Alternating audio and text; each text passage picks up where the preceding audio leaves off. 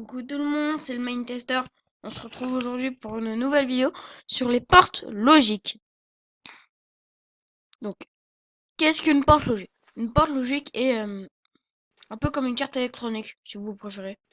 Hein? Donc, on programme, en quelque sorte, et ça donne un résultat.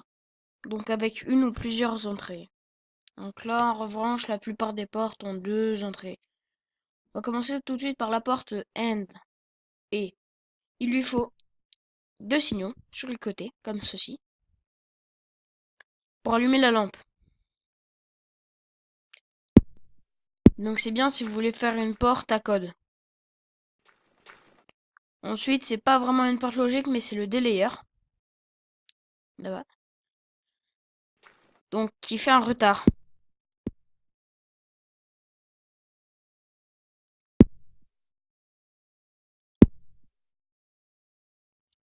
Voilà. Ensuite, nous passons tout de suite à la diode. Donc, la diode, c'est celle-là. Elle sert un peu comme de passe. Tu peux passer dans un côté, mais pas dans l'autre. Un passe. Un sas plutôt. Une valve. Un peu comme une valve. Donc là, ça allume. C'est censé allumer les deux, là.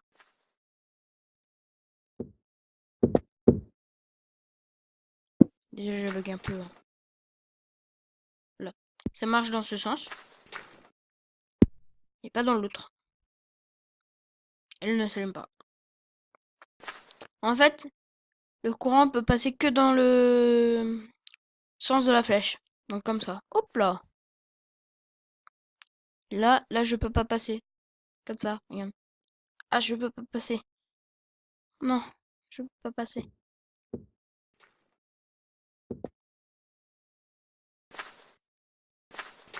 Comme ça. Et voilà. On va laisser les lampes allumées. Fini. Donc ensuite, ça. Donc ensuite, nous passons à la NAND. Donc il faut les deux allumer pour éteindre.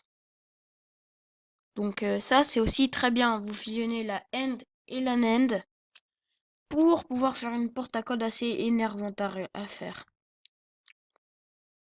Si j'éteins un des deux, même le 2. Là, par contre, elle va s'éteindre.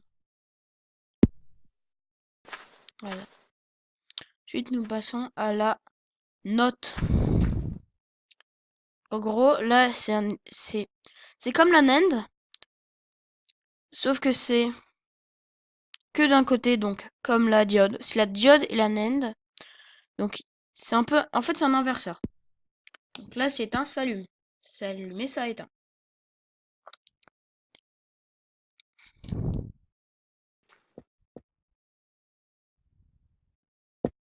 Ensuite, nous passons à la OR. Donc, ouh.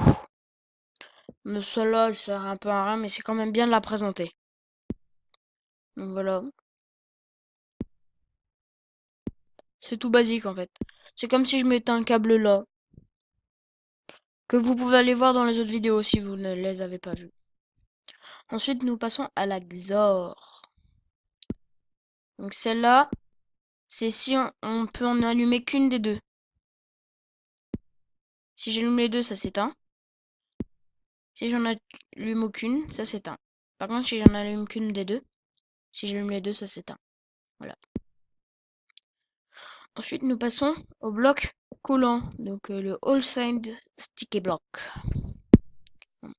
Oui, j'ai découvert un nouveau truc. Quand vous prenez un switch et vous mettez une lampe en décalé, ça marche. Comme ceci. Il n'y a aucun câble derrière, comme vous pouvez le voir. Et ce qui est bien avec ce bloc, c'est ça. Ça pousse, mais ça détruit pas. Comme dans certains jeux qui y ressemblent. Dont je ne sais pas le nom.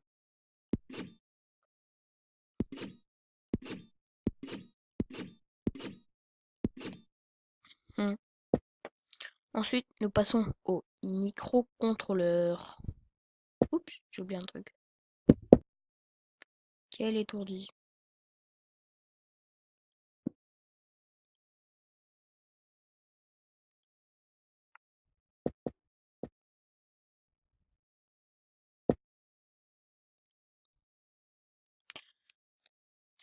Alors, le microcontrôleur est très simple. Donc là, vous avez 4 programmes, donc 4 programmes de 4 portes qui sont là-bas, qui sont par là-bas. Donc vous avez AND, XOR, NOT, NAND. Mais vous en avez deux autres. Le T-flip-flop et le RS-flop. Donc là, il est programmé sur le T-flop. T-flop. Donc le petit flop, donc celle-là c'est un peu... Vous marchez dessus. S'il veut bien marcher dessus. Vous envoyez un signal. Hop. Vous remarchez dessus. Ça l'éteint. Et là c'est là-bas. Vous voyez, il y a des lettres sur le côté. Dans le programme, donc T-flop, si vous voulez par exemple faire... What? Par exemple, si vous voulez faire C is input, comme ça, en bien des majuscules, et A is reset. Vous faites comme ça et vous faites programme. Comme ça. Et là, vous allez voir. Là, je vais éteindre. Il n'y a que l'input qui peut allumer.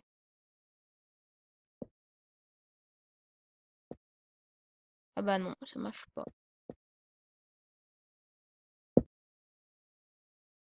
Bah ça marche pas ce que j'ai essayé, pourtant ça marche avec quelque chose d'autre, mais... Bon bah désolé, ça marche pas. Attendez. Non, ça marche pas. Faut aussi connaître en programmation. Eh bah je m'y connais pas. Donc celle-là, elle sert juste à éteindre. Si vous voulez énerver un copain en multi, il essaye d'allumer. Vous passez sur la plaque, vous l'activez là, et ça éteint. Par contre ça l'allume pas. Donc ensuite, nous allons passer... On est toujours dans le microcontrôleur. Mais cette fois, on a un RS flop. Donc celui-là, donc c'est A pour allumer. Mais cette fois, c'est B pour éteindre. Allumer, éteindre. Et voilà, c'est tout pour cette vidéo.